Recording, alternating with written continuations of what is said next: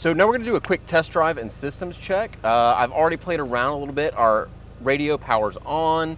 We've also got our AC blowing ice cold. I've played around with the settings and all of the fan speeds work. It is, as I mentioned, nice and cold. And then we'll do a quick drive so I can give you a couple driving impressions. So let's start out here. Our tachometer works.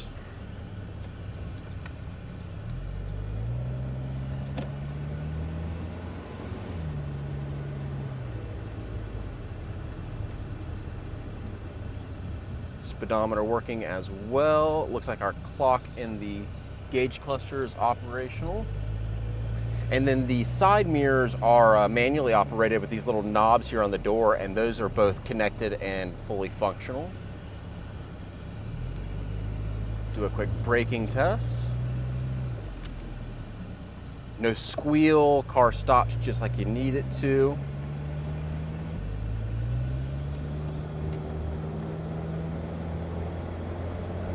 So based on everything I've checked, we have fully operational systems.